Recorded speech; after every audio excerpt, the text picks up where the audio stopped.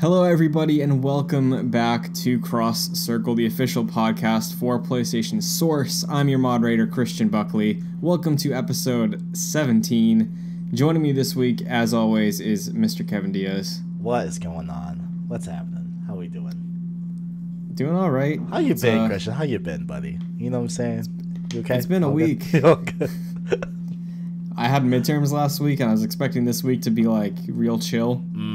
Just because it wasn't as intense studying, but nah, dude, it's... Yeah. I did good on my midterms. I thought I failed this paper because I wrote it in between missions of Red Dead and did not pay a lot of attention to what I was writing. Definitely not, the most in tune with the paper as I should have been. But I got an A- on it, so I'm like, huh, all right, not bad. It worked out. Yeah, did good. Yeah, see, most of my assignments this semester have been writing, and I only had 2 midterms, Right. so, yeah. But they were written, so I won't find out grades until super late. Gotcha, But gotcha. after midterms, I took a nice break for myself, That's good. rewarded myself, That's good. but we're going to get to that in a second. So what have you been playing lately?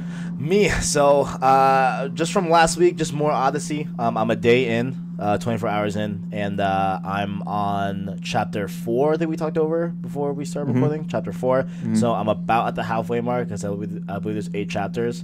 A cool thing in Odyssey, didn't know you could do. So Ubisoft has that like Uplay stuff where like you get like specific Ubisoft rewards, bonuses and stuff like that. So I was looking at them like an hour ago, whatever, and there's one where you can put a lieutenant on your ship in Odyssey, one of them being Bayek, and I was like, dude, this is lit. So Bayek is in my Odyssey story, so that's dope. That's really cool. Yeah, it's sick. I saw you can, because when the game launched, I saw you could have Evie Fry from Syndicate as an option, and I saw you could get the style of the Brotherhood from Origins, I think, for your crew. Yes. Because you can put, like, skins on your crew. Yeah. But, it's cool they just added Bayek. Yeah, that's really, really cool. I obviously love that. Love Bayek. But the game's still been fun. Still been fun to grind. Still been fun to play.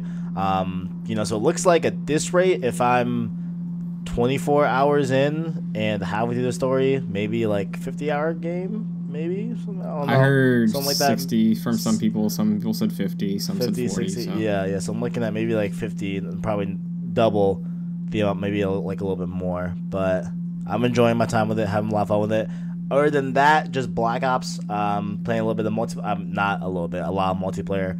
So I usually start my gaming sessions after homework and stuff like that, grinding out Odyssey as much as I can, and then having a little Black Ops at the end.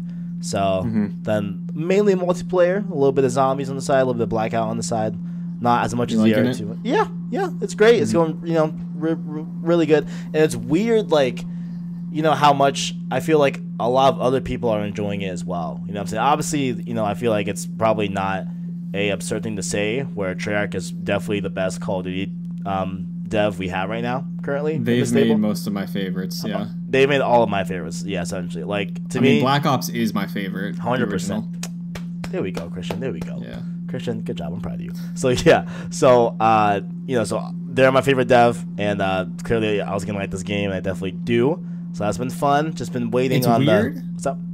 It's weird because some of my more casual friends, I guess is the way to say it, that normally are into COD, they haven't gotten it this year. Interesting. I don't know why. I haven't asked them, but only one person I know is the only one who's got it, and they got it for zombies. Yeah. Is it the campaign? Could it be I don't know, because I've never really talked to them about what they like in COD, because whenever I've had it with them, we've just played multiplayer and zombies. So right. I don't know if it's just like a budget thing or if it's just like classes, but yeah, they haven't gotten it. Right. That is weird. That's weird. Interesting, though. Yeah, that's kind of weird. Because, honestly, at least from what I've seen on Twitter and stuff like that, and, the people I follow, people have been really enjoying this COD. It's been really well received, I think, across the board, Yeah. So, it's kind of weird. Not sure, but... Yeah. What about you, good sir? What have you been playing these days? So, Odyssey, I've put on hold. I put a few hours in last Saturday, and I finished off the 5th chapter of the game. I was intending to play it on Sunday also, just to get a little further before Red Dead and then put it on the shelf. But other than Odyssey, I tried out Fortnitemares today. That launched for Fortnite. That's the new update. Similar to Gambit in Destiny 2 now, how it's like PvPvE. It's they added a bunch of zombie spawns to the map in Fortnite. Right. And you can use that to your advantage, because I played in squads, and me and my friends noticed that some people get like tunnel vision pretty much, and they only focus on killing the zombies, because a lot can show up, especially when the circle gets really small. You have like a full-blown zombie train, like from classic Black Ops multiplayer zombies. Okay.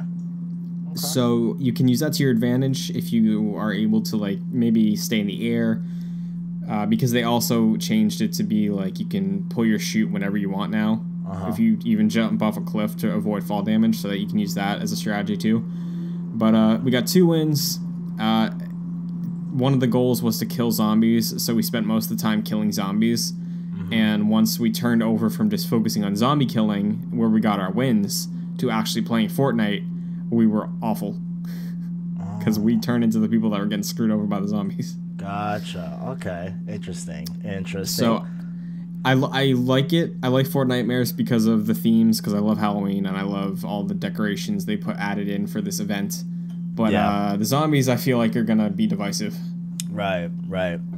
Honestly, I don't love Halloween. And by I like semi-hate Halloween. All right, we're going to move on from that. Dude, so, Christmas is the best. Okay, beside the point. It is, but... Christmas is a slapper. But so... but other than Fortnitemares, so I mentioned... I mentioned I rewarded myself for my midterms. And I was hanging out with my brother on Sunday, and he's been thinking about getting a PS4 for Red Dead because it's not coming to PC. Big fan of it. And he was like, oh yeah, we were just talking about like purchases, because he's like, oh, I'm thinking about PS4. I was like, oh, I'm thinking about PSVR. And he's like, I was just at Target yesterday down the street, and I saw a PSVR headset for $150. And I was like, you saw what? 150, so, jeez. Yeah, I headed to Target pretty much right after we were done getting lunch. And they had it there, $150, headset only. So I picked it up. I was planning on getting one on Black Friday anyway. I was hoping for it to be about like $180 to $200 in a bundle. But I was just like, you know what? I'm perfectly okay buying this right now. Right. So I got it. I had to buy the camera separately. Came out to like $190. And I've been trying VR stuff the past few days. So what? Did you buy full games? I'm assuming, or like just like demos, or like so, how did you? Yeah. Right. I haven't purchased anything yet. Gotcha. I've been looking through. I subscribe to the PSVR subreddit just to see what people are talking about, because the VR community, from what I've seen. What was the statistic earlier? They sold like 2 million or 3 million headsets? I think it's 3 million. I think I could be wrong. I'll check right now, but I think it was 3 million, yeah. So there is a decent install base for what the price is, and again, I picked it up for less than $200, so pretty sweet deal. I don't have the Move ones, so that does limit me a little bit to what I can play. Right.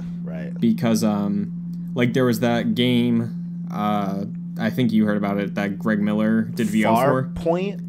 Fall Point? No, the crab game. It's like you're on a stranded island and you have to build stuff, and there's a little crab and it's Greg's voice. That one you need the Move wands for. I have no idea what game it is, but okay, gotcha. I think I've heard it, but yeah. Right. No, yeah. There are specific games you need the wands for. There are some that let you pick if you want to use your DualShock or the wands.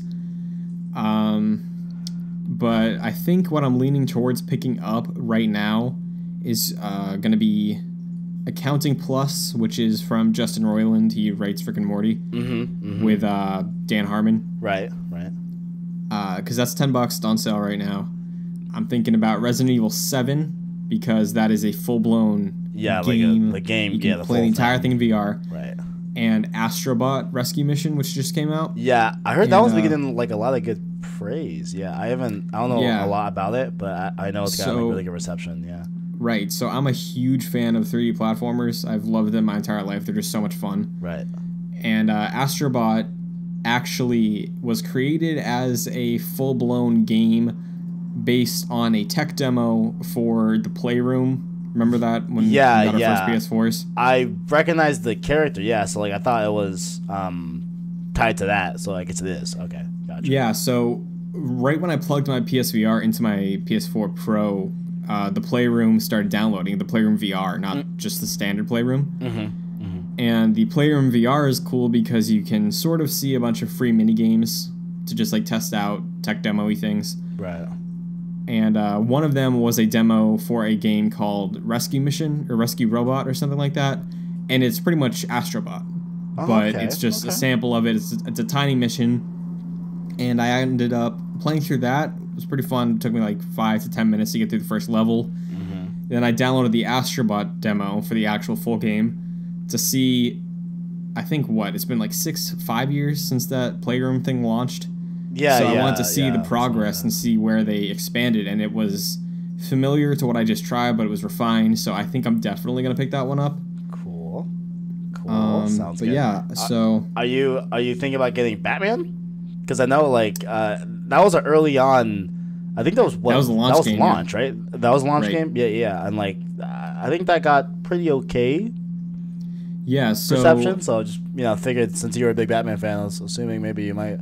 Yeah, that's one I want to check out eventually. Right. But again, I'm restricted because I feel like that's going to be a better experience with the move wands, so I can have like the individual hands. Yeah. It might even be required for that one. I'm not sure. Right. But same with Resident Evil 7, I'm like hesitant because I kind of want to have the wands for Resident Evil just so I have the gun in one hand, a flashlight in the other, something like that.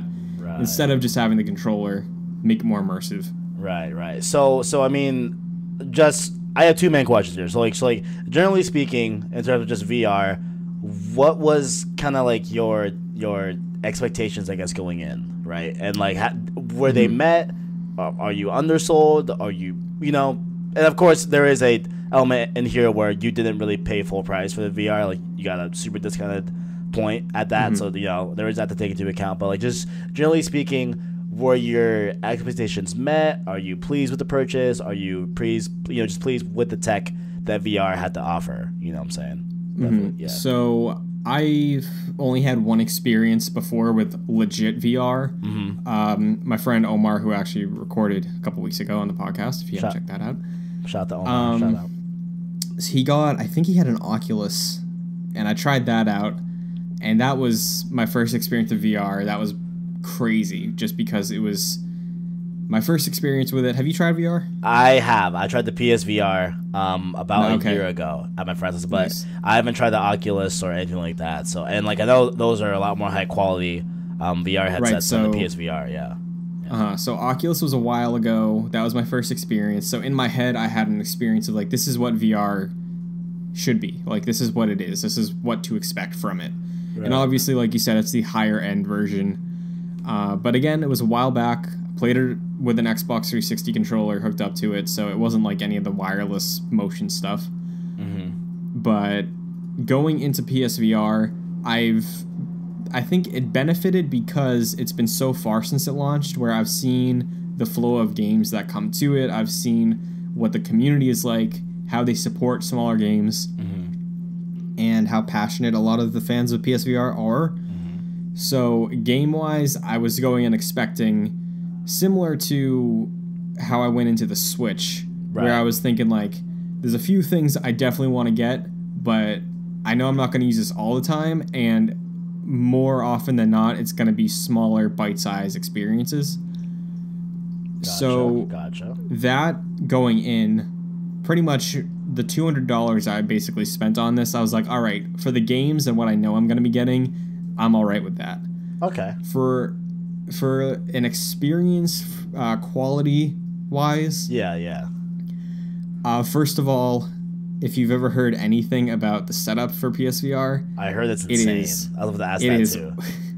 It is what all the criticism is earned. Oh man, it's really just as bad, yeah. Because I know it's like another box involved, and like there's. I can try and take a picture of what my room looks like right now with the VR setup. There's an external power box. You got to plug in like 6 different ways. There's like a bunch of different cables you have to do. Yeah, I mean, if you can, take a picture of it and put it up on the screen right now with the podcast, definitely. But like, yeah, my setup is a mess right now. Yeah, that's because like that's one of the big things why my room in my apartment isn't really the biggest thing in the world. So like, with that being said, moving around in VR kind of a hassle in my room, and then it's like, oh, like I can maybe put it out in the living room, but then that'd mean like I have to move my PS4 everywhere and do all that. So like that's why I've been so hesitant on getting a VR unit. Like if it was just like a one plug thing, something insane like that, something that easy, it'd be a different story. But because I've heard the whole separate boxing and like there's like multiple HDMIs everywhere and there's this and the third and everything, it seems like it's definitely a hassle. So like you can confirm it is a hassle indeed to hook up and stuff like that. And I had to read the instructions, definitely. Yikes. It wasn't just like, this port looks like it goes in there, it's that, boom, it works. It was like an actual full process of like, okay, this is labeled number one goes into number 3 goes into the box here, this goes into the PlayStation. Oh, man. Like, it's a little complex, but I'm keeping the tags on it, I'm keeping the manual in case after I have to move it. Right. But, as far as the quality of the experience goes, I've been satisfied. Okay. I have heard from people that it is a little blurry, but it's not too bad. I've noticed in the theater mode, which is just being able to play your normal non-VR games on what looks like a big screen, like a movie theater screen. Right. The resolution does suffer a little bit. Okay. Like I played Spider-Man and it looked like it was maybe like 720, a little less. Okay, I see. So, but I mean, like you're getting it on the giant screen, so there's a bit of a give and take there. Right. Yeah. Of course. Yeah. And like, yeah. So the blurriness I knew about going in, and I was like tempering my expectations because I'm like, I know this isn't gonna look super sharp, but the blurriness isn't a deal breaker. I think it still looks immersive, especially when there's games that capitalize on what the PSVR is. Right. Because like Astrobot looked great, looked gorgeous when I tried the demo. So because they built it in mind of what it's going to look like in the headset. Yeah, for sure. So I guess what I guess do you think will get you to like double down on this purchase and get those move wands? Because like I know like that was like a big thing that you talked about where like you wanted to get the move wands, but then like you weren't sure. You ended up just not doing it, at least for this first kind of dip into VR. But I guess, is there anything that like you're looking for that will definitely make you go out and go get those move ons and like have that more immersive experience in that way? Or is it just a matter of just like maybe there's a cool Black Friday sale that comes along and you'll scoop them there? I definitely want them, and I definitely want them for when I play through Resident Evil 7. Right. It was just a matter of I just spent $200. I spent $60 on Red Dead last week, and I'm not trying to drop $100 on Wiimotes with light bulbs on them. Yeah, for sure. Yeah. So I feel that, if I can grab something on Black Friday, like maybe bundle them with a game or something, 100% down for that. But now that I have the freedom of not having to look for a VR headset on Black Friday, I think the Move Wands are probably going to be my priority.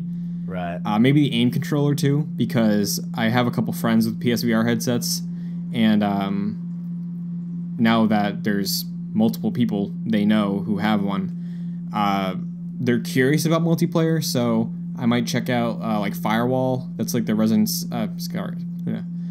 Rainbow Six Siege. Right. Yeah. The 4v4 terrorists versus SWAT team sort of thing. So, yeah, I'm really excited. I am happy with the purchase just from my first few days with it, even without playing a full-blown game on it.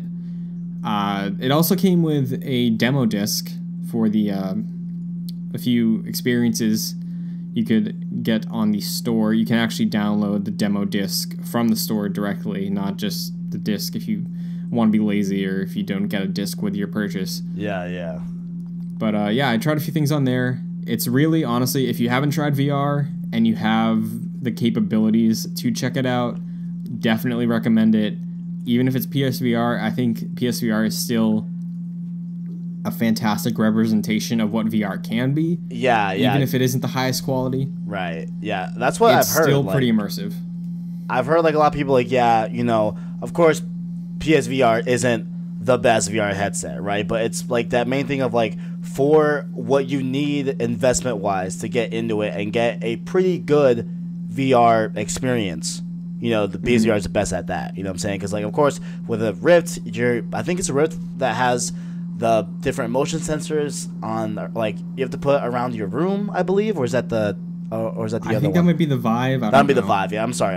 Yeah. But like even at that, like, you know, even with that point, like the Vive, you know, you have so much extra equipment, and like it just seems like it's a lot more of an investment. You know, not only in terms of dollars, but like in terms of like, you know, room setup and stuff like that. But like with the PSVR, it's literally just you have a PS4, you get a VR, you can pretty much all good. You know, of course the move wants as well. But as much as it was pretty funny looking at all those cables in the box, it is pretty simple.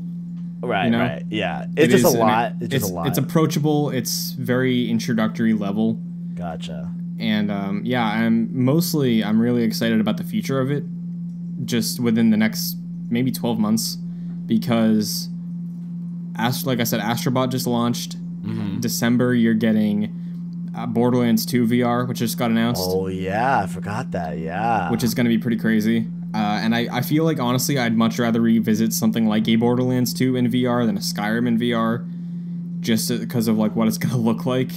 Yeah, because like Borderlands, they took their art style and ran with it, so that holds up. Skyrim, the photorealistic for the time, I don't think is going to be like stomachable, I guess, if that's a word, in VR. Like, I haven't had motion sickness yet, but I feel like there's gonna be something probably like a Skyrim that hits me like that. Right. But yeah, no, yeah, no, go ahead. Sorry, go ahead. One last thing I wanted to say: the biggest selling point for me, I feel like, is Dreams. That's a big one I forgot to even think about. Oh man. Right. Yeah, because ever since they announced Dreams was going to be in VR, I was like, I want to have a headset by the time Dreams comes out. Right. So you are definitely one of the few people I've, you know, talked to about Dreams that are like really sold on it. You know what I'm saying? Really want it. You know what I'm saying? So, yeah. Like, are you going to be the type you think that like are going to make levels in VR for Dreams and stuff like that and put it out for the player base to do? Like, is that something that like you actually like see yourself doing, you know, with Dreams? I'm not like asking it out of like, oh, why would you do that? Like, I'm just generally curious. No, yeah, like, I understand. Yeah. Honestly, I've always been pretty like artistic, or like I like drawing, I like right. Painting, photography, stuff like that, and obviously editing. So Dreams I'm super interested in as far as it goes to like having a virtual studio for just creating stuff. Like the idea of being able to just spawn like a normal sized room, sculpt something in there and just have music playing on in the room I'm in sounds super relaxing. Right. And from what they've shown as far as what you can do with your creations, I think the animation stuff is super interesting because, again, something I've just been interested in for a while, and it seems like it's approachable. I sucked very badly at the level creation in Little Big Planet. So this is Media Molecule. Right. And I'm not expecting to be able to make full-blown games, but I know there's going to be geniuses that are making games with this as a tool. So, yeah, I just want to experience stuff in VR because that seems like it's perfect for that game. Interesting. Definitely, yeah, because I've never been, like, on the fence about VR, and, like, I was, you know, definitely not, like, against it. Like, I thoroughly enjoyed my time with the VR unit I got to mess around with about a year ago at a friend's house. That was super fun. But it's just the fact of, you know, the space I have in my apartment, not definitely the not the best way to experience VR. I feel, you know. What I'm saying? So that was cool. Is the space like the biggest thing holding you back? Do you think? Honestly, yeah. Like, because if I you know just had the I guess disposable income to just buy a spare PS4 and put it out there and just have the whole VR and like a separate PS4 with obviously my account on it still, but just like a different one that was just VR stuff out in like my main room, out like in the front living room. That'd be one thing, right? But because just in my room, because you have it in your room, right? I'm in a pretty tiny dorm. That's why. Yeah. I guess so. Yeah, but then again, like I'm thinking, you only have to be about 3 feet away from the camera. Right. Yeah. Because I'm really thinking like when I get, like if I were to get a VR, like I want the move wands. I want to be able to move, because at least like when I tried it at my friend's house, like he had like a lot of space to do it with, and we were like moving around, and like we played Until Dawn, Rush of Blood. Played a little Skyrim as well, Moss as well, which I loved Moss. Moss is probably like my favorite VR game I played. But I guess I'm just more thinking back to that experience where he definitely had like a lot more room, and we were doing a lot more active, games that required the move wands and stuff like that. So I think that's what I'm thinking about, and that would take into account that like VR can also just be you just looking around and like just having like that visual view, not so much the movement as well, So far with everything, I've been like probably sitting in a chair about, I want to say maybe like 4 feet away from my TV, and it's been completely fine. And this is tracking the headset and the PS4 light bar controller. Gotcha. So it's not like if you wanted to use the move wands, I think you'd probably need just long enough for your arms to do a T-pose. So probably like maybe 5 feet from your TV. Right. But even then, you can still sit down. You can still pretty much make what you have work for VR. Because I honestly, my room is very like small. Like I can send you pictures later. It is a small room. But the VR still works like very well. I haven't ran into any issues with tracking or anything like that. Yeah. So I guess that's what I keep thinking of, even though like it could totally be just a different, thing that I have. You know what I'm saying? Like I because I'm thinking of like Wii commercial status where like you're doing a bunch of things with the move-ons and stuff like that, when it could also be just sitting down and just getting the visual view. Yeah, of course. Yeah. So I don't know. I guess. I don't know. I've just never really seriously considered getting a PSVR. I mean, I have, but like not like to actual like, all right, I'm in the store looking for a VR, Yeah, like I totally bought this on a whim, pretty much. Yeah. So like I was like, oh, guess I'm buying a VR today. Right. Yeah. You were texting me. Yeah. And you were. I was like, I'm on a mission. Yeah, that's crazy. But yeah, if you're interested, if you can find it in a bundle, this goes for anybody. If you can find it in a bundle on Black Friday or on the holidays, it was bundled with stuff for like $200 around E3, so I'm guessing it's going to be in a similar price range. If you're curious and you have the money to spend on it, I think it's worth it. I'll definitely be updating once I have more solid experiences to talk about, but as far as initial impressions go, I'm happy with my purchase. I knew what I was getting into, and yeah, if anyone has questions, I'll be happy to answer those, because there are always going to be questions that aren't answered on the internet, despite how perfect the internet can be for answering things. Yeah, so I'll happily talk about my experience, how little it is, but I'm enjoying it. I'm happy with it. I'm excited. Deal. Sounds good. All right. Now on to, I guess, the main event, the main shindig of this. A little game came out this year for the PlayStation platform. Did okay sales wise and reception wise. Not anything to really flaunt about. Yeah, I mean, like there's 6 games that sold better than it on the PS4 in its entire life. Or sorry, on PlayStation systems in its entire life. Yeah, was it number 7? Like, whatever. Yeah. So Spider-Man. Yes. Indeed. Spider-Man got its first DLC this week of recording. It did. By the time you're listening to this, it's about a week. I'll say it's a week out. So we are going to get into spoilery territory with it. First few minutes are going to be pretty basic, but actually, you know what? Point blank, do you think it's worth it? $10 DLC, $25 if you got the season pass. Do you think it's worth it? Do you think that experience you had with the game was worth it? Yes, yeah. If you loved Spider-Man, you know, playing it, putting through it, I think this is well worth the $10. You know what I'm saying? It is bite sized, and of course it's bite sized because it's chapter 1 of chapter 3. You know, of like 3 different parts of the DLC as a whole. Do you think they should buy it now, or do you think they're fine waiting? Ooh, okay.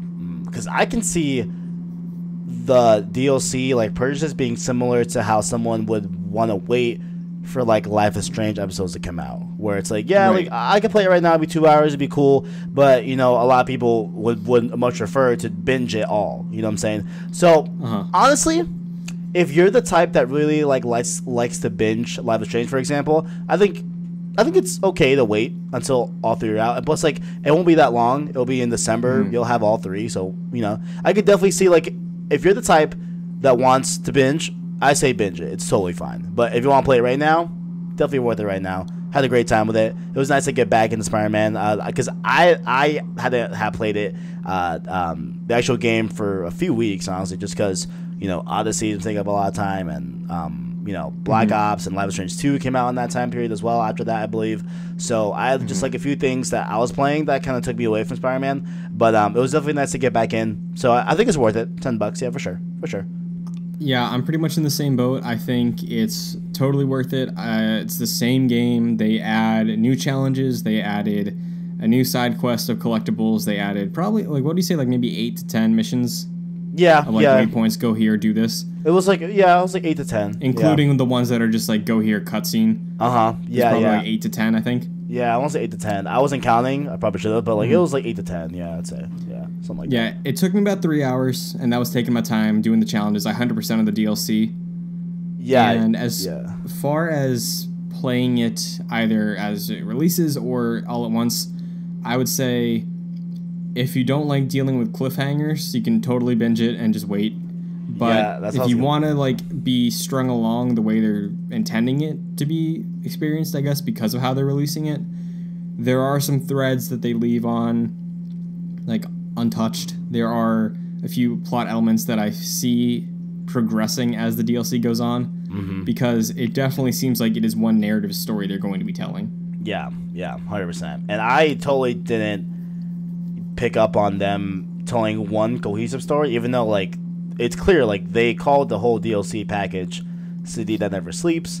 And right, yeah, I was expecting chapter 1, 2. I just thought they were going to be all like standalone like ancillary stories, but I was like, oh wait, no, I guess they're all going to connect. So I thought that too. So yeah.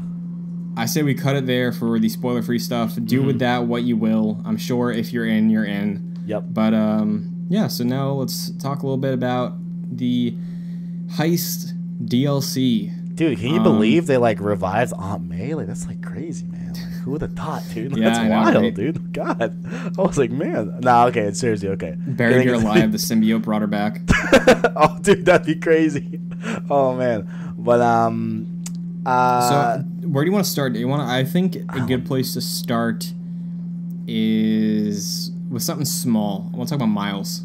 Oh my gosh, yes, my boy. So when I just said that they're going to be stringing stuff along, I definitely think Miles' story and his progression is going to be a key focus of an underlying arc. Oh, 100%. You know? Yeah. Because in this one, it's just phone calls. In this one, Miles doesn't show up or anything. But he's like, hey, Pete, I'd love for you to train me. Yeah, which is so cool. Oh my god, I loved it. Yeah. And obviously Peter's like hesitant. He's like, hey, you're 15. He's like, you're 15 too. Yeah, like, I almost died a lot though. It like reminded me of like a father-son type of dynamic where it's like, you know, the father is like trying to do like a whole like do as I say, not as I do, and then he's like, hey, but like you know, so like I thought that was really cool how they did that. Just it kind of reminded me of that.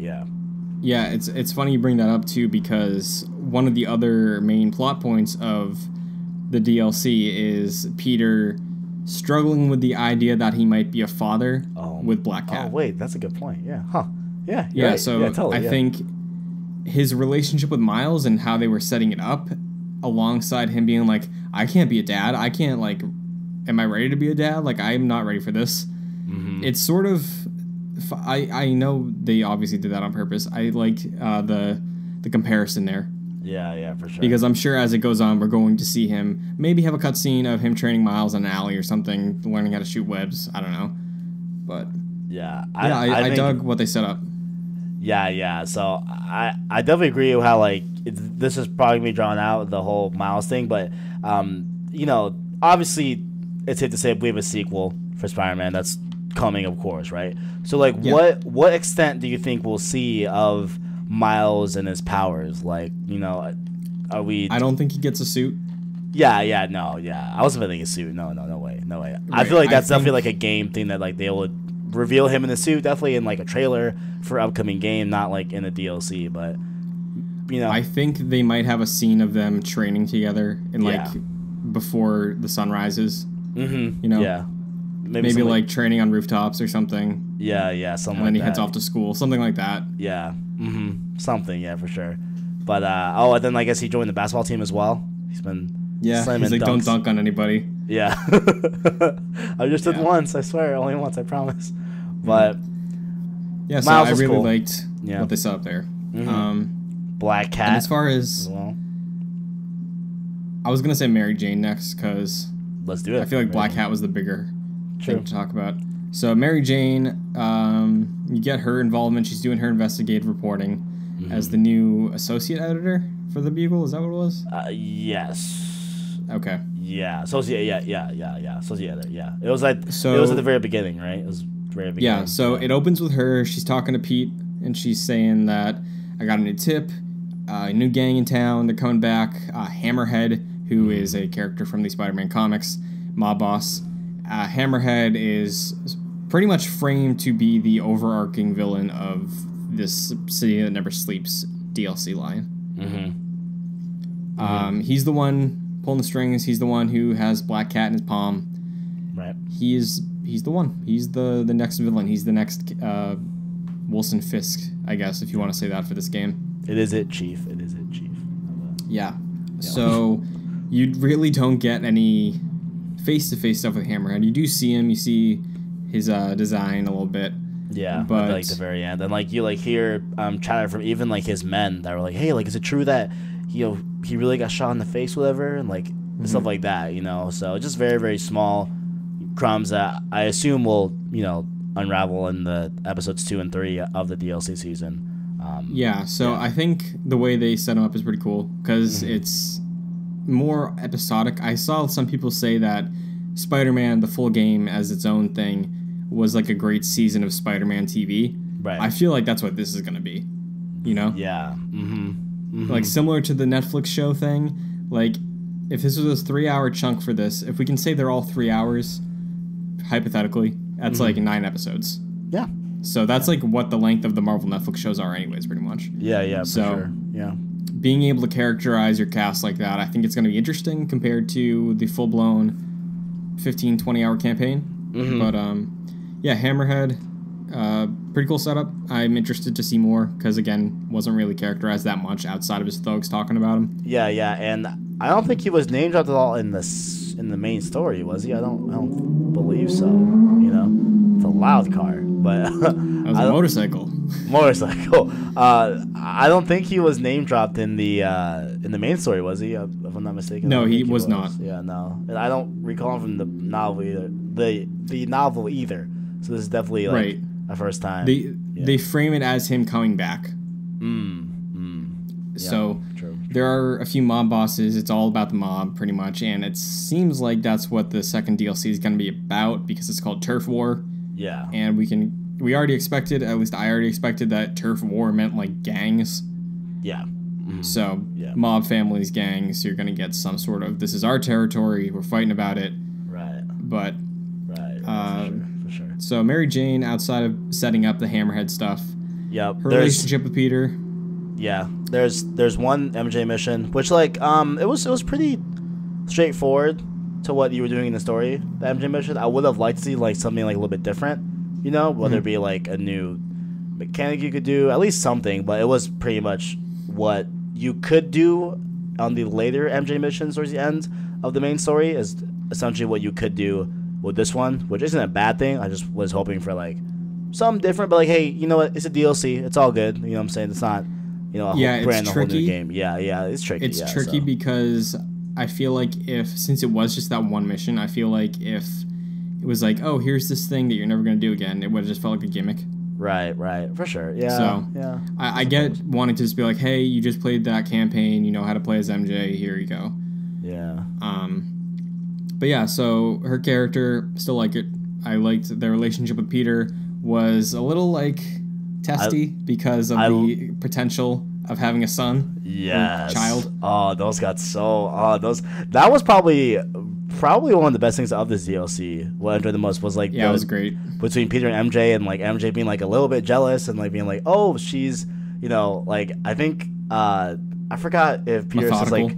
Yeah, I think that's what Peter said, like something like that, and like she's like, oh, like really, like she's really, she's like sneaky and methodical. Oh, okay, so like just obviously like poking at that jealousy. I don't know if she was being jokey or just being serious, or maybe just like somewhere in between there. But I definitely when the son was brought up, she was serious. Oh no, 100%. No, I feel 100%. like before she was teasing. Yeah. But, probably teasing before, but 100% with the son thing, that was a big yikes. Yeah, that was a moment. Yeah. I really liked that a lot. Because I never really like Spider-Man stories where like everything's good for him. Right. Right. So even if him and MJ are where they are right now and like pretty solid, happy relationship, having the thing that's like, oh, this is something we got to talk about. Like I like having that sort of thing looming over everything for him. Yeah, for sure. Yeah. Because it just adds to his stress and like another thing I have to worry about. Yeah, I thought he wasn't going to even mention it until he had to confirm that it was his son, or if there even was a kid, you know what I'm saying? But I'm glad he did, because the entire reason they broke up before Spider-Man starts is like he wasn't being honest, he wasn't including her in anything. Yeah. So I was like, dude, you just went through that whole game, you got back together, you can't do this again. Honestly, yeah. Wait, yeah, you have a good point. You have a very, very good point. Yeah, because one of like the biggest things. You better call her and tell her this. Yeah, and it's just that like one of like another element of that is that like Peter was very like protective of MJ, right? In like a lot of different things. So like that would be him protecting her from this possibility that he might be a father. You know what I'm saying? So yeah, I feel that. Yeah, I guess you're right, because that did show an arc and development of character. So definitely, I feel it. You're right. I'm wrong. And you're right. I'm glad also he wasn't like he did grow in the campaign of Spider-Man of being like, I'm not going to be as protective because you're strong, you can do your own stuff, you can take care of yourself. I'm glad he stuck with that, even though he was like, hey, you all right? When he met up with her at the end of the mission. Yeah. He's like, this is what I learned. Gotta go. Talk to you later. Yeah. I feel that. Shout out to the pizza sing. Shout out to pizza. I want him to say pizza time before you ate that first slice. I was waiting. I was like, you better say pizza time. Oh, man. Maybe in the next DLC. Maybe in Chapter 2. Maybe. Hopefully. If they ever add the Tobey Maguire suit, I will replay the heist just to have the Tobey Maguire suit eating a piece of pizza, and then I'll take that screenshot and post it on my Twitter. Do it. It's gonna happen. But yeah, so pretty much the last main element, story and character wise, is Black Cat. Yes, indeed. Did you like Black Cat? Yeah. I liked the performance. I thought, and like I know the way she looks visually is a different actress than the voice of her. I know they're two different people. Top of my head, like with Peter. Yeah. Same in that format. So performances plural for Black Cat, was great. I liked it a lot. I did. I'm trying to frame this. Like, I don't know if it was just like, of course, the length of the DLC, it being like, somewhat short. Well, not somewhat. It is like pretty short. You know what I'm saying? And that's obviously to be expected. Like we said before. But I would have liked to see like a little bit more of her. And I am glad that at least now, presumably how the game ends, it's pretty safe to say that she will be seen more in chapters 2 and 3. Well, yeah, she's not dead. Yeah. I'm like, come on. You know what I'm saying? Like no way she's dead, right? So definitely like how at least like we are confirmed to see her a little bit more, because I liked her so much. When she was on screen and stuff like that, and especially how like I don't know, it was just really cool to see this perspective of an opinion of Peter and like how Peter used to be, in quotes, you know what I'm saying? Yeah. In a time where like we didn't play as him. That makes sense? Yeah. Yeah. And I think overall in the entirety of Spider-Man, I loved how Insomniac handled that. Yeah, I loved Black Cat. I thought her back and forth with Peter was great. The missions where you got to co-op with her, awesome. So fun, dude. Oh yeah, no, it was really fun. I really loved that. Honestly, really I tweeted fun. out after I beat the game or the DLC. I tweeted out, I was like, I could take a full game of these two together. Yeah, you tweeted that last night. I think I was like, oh okay, like that's a great sign. Heck yeah. And so I just beat it about 2 hours prior to this recording. And I got to the part where like you're mainly, having Spider-Man and Black Cat with like a bunch of dudes, and you're doing like a stealth type of thing. It's the same place where you had the Vulture and Electro fight in the main story. It was that part, yeah. Like it was just super cool that have like two guys. You distract one of them, the one on the right goes somewhere else, and you order Black Cat to take out the guy on the left while you take out the right. Like it was just fun to like have that kind of other layer of control where you can have her take out different enemies as well as you take out your own. You know what I'm saying? I just thought it was just super well done, super cool. And you know what that gives me hope for? Oh. I know. All the missions are going to be going on with Miles and Spider-Man 2. Snap. Ooh, snap. You got a point. Yep, dude. I think you just did something. Yeah. You heard it here first. But yeah, that's completely what I took away from this. I was like, oh, okay, this is how they're thinking of mechanically making Spider-Man work with partners. Oh, so man. Down for this for Miles and 2. Dude, I'm so down. Oh, man. Especially since you're going to be, like, training him and he's, like, a newbie. It's, like, it's going to make sense of, like, hey, see that guy right there? Take him out.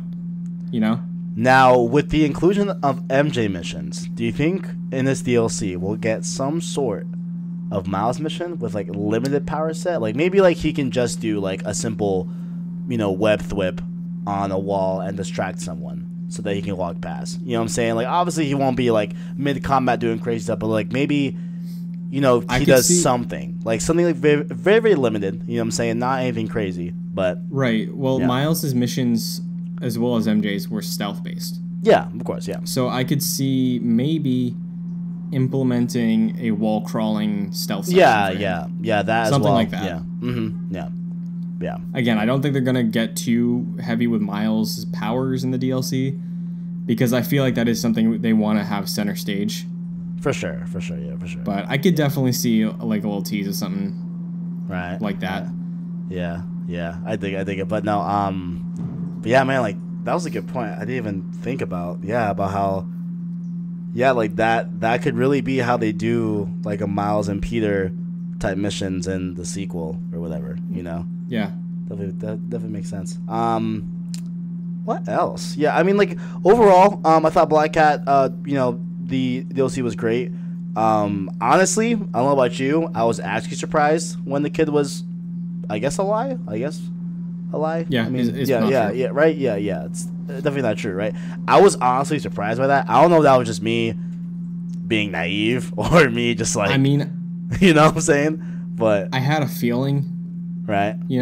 Right. Like, I didn't completely believe it when she said I have a kid and Peter's like, oh, was it mine? I was like, all right, this is going to obviously be some important to this DLC, but I don't know if it's which way it's going to go. I could see it have gone either way, but there was doubt in me that's like, this probably isn't true. Yeah, I had doubt on it being his. I'm like, come on, like I don't see that. Yeah. You know what I'm saying? Mm-hmm. But like the like prospect of her having a child that she wants to get back and it's being forced upon her to do these things and stuff like that. So like I definitely like bought that possibility, but of it being Peter's son, no way. Yeah, the way she kept delaying wanting to talk about it, and then when you got to the end environment at the shipyard, and she was like, hey, I'm gonna go into the office building, you look in the shipping crates, I was like, okay, your kid's not in that vault. There's something you want to steal in that vault. Right. Yeah, So. For for sure. Yeah. So, did you like the side stuff?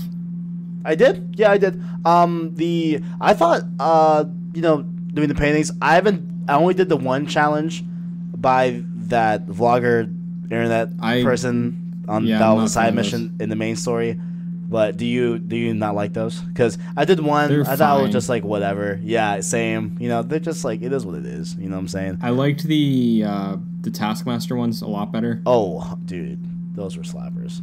Yeah, 100%. And also 100%. Because Taskmaster ended in a boss fight, and this just ended in like see you later.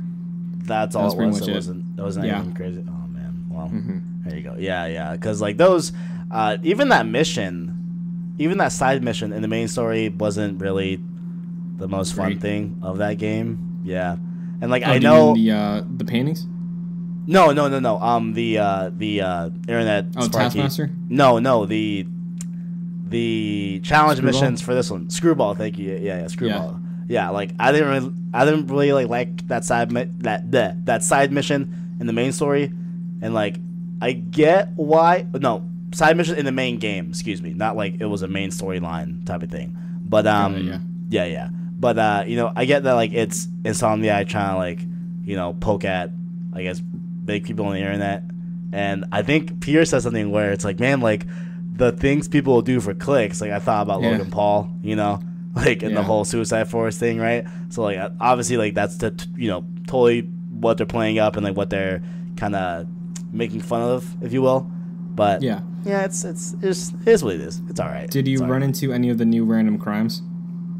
I did see them. I haven't played them yet, unfortunately. Yeah, there's some cool ones. There's they added bomb defusals with the spider bot. Yeah, that one was forced on the main story. Yeah, so like I saw the spider bot one, but that's the only. And like I think there was something else that I saw and read, but I forgot what it was. But it looked like a new activity other than like a car chase or whatever. You know what I'm saying?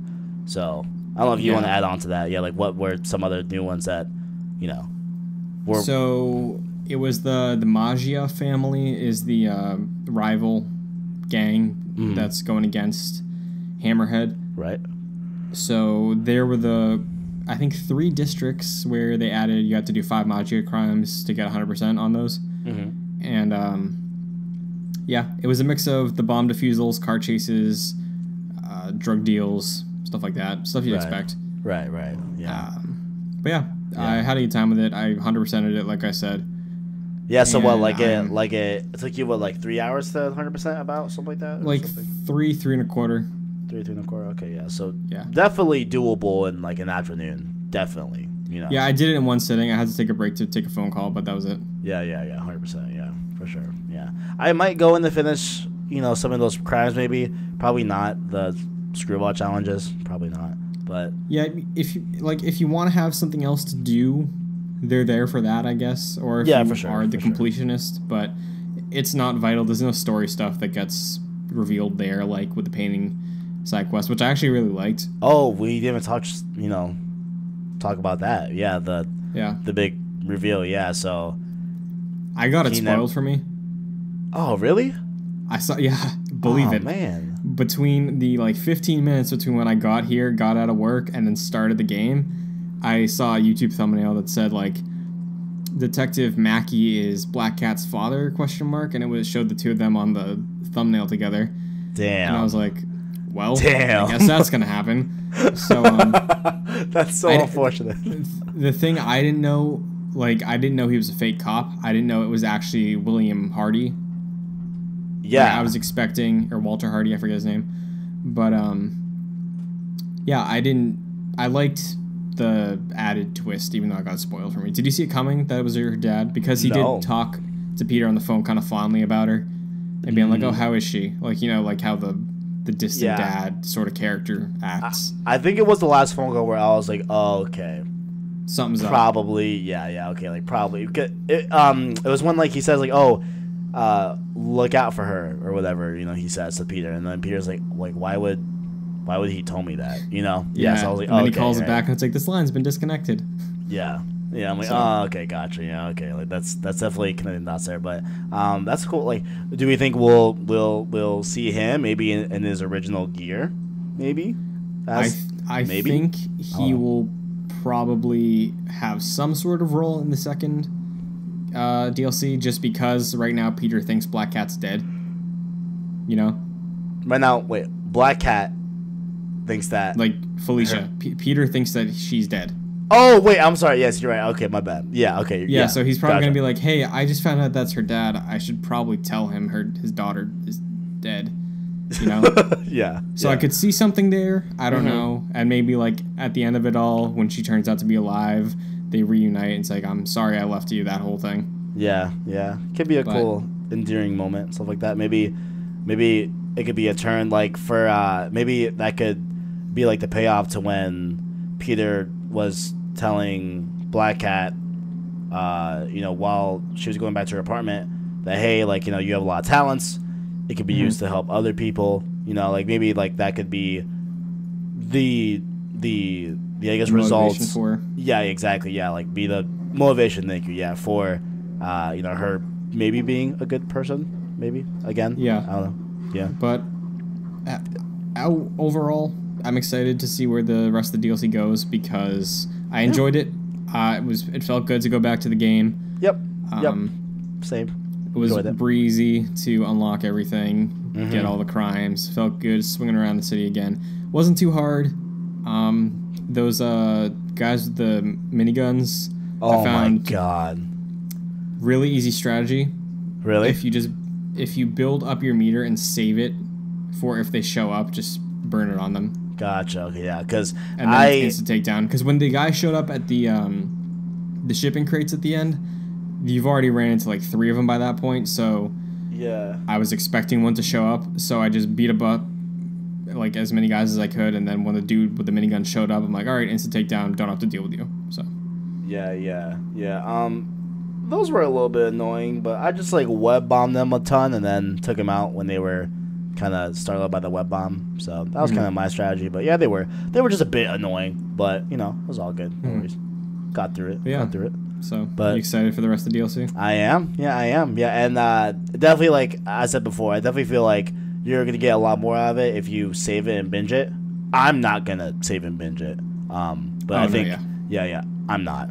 Like, come on now, you know what I'm saying? But you know, if I just had like the actual option to binge it, that'd be really cool to binge as well. So I think overall, very good DLC, very much worth it. You know what I'm saying? Definitely enjoyed my time. Yep, definitely did. Yeah, give it the old stamp of approval, for sure. Me too. I liked it.